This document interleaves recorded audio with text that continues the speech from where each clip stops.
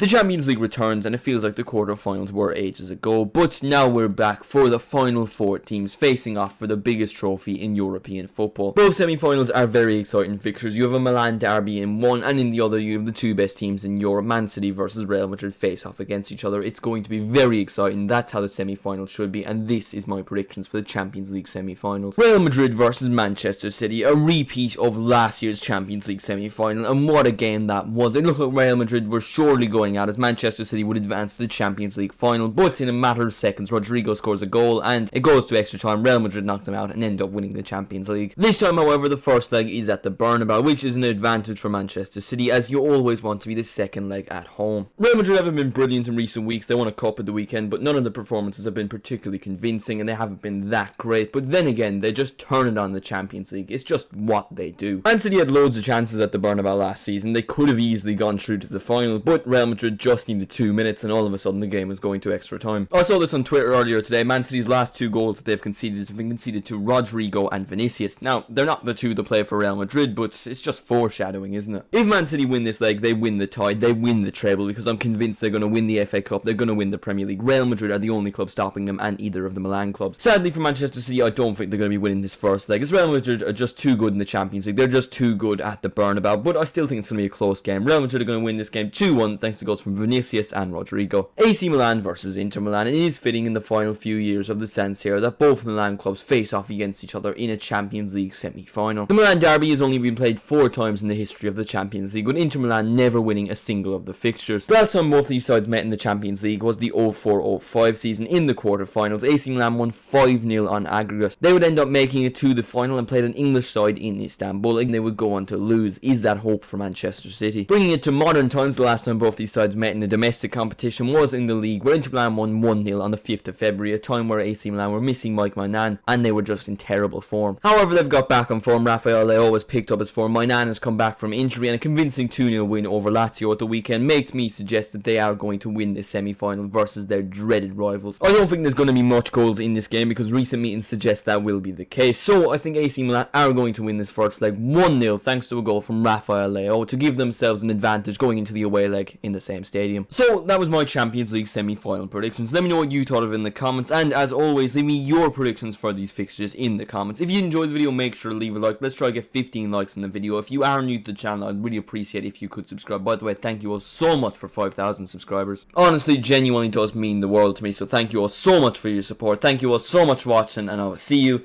in the next one.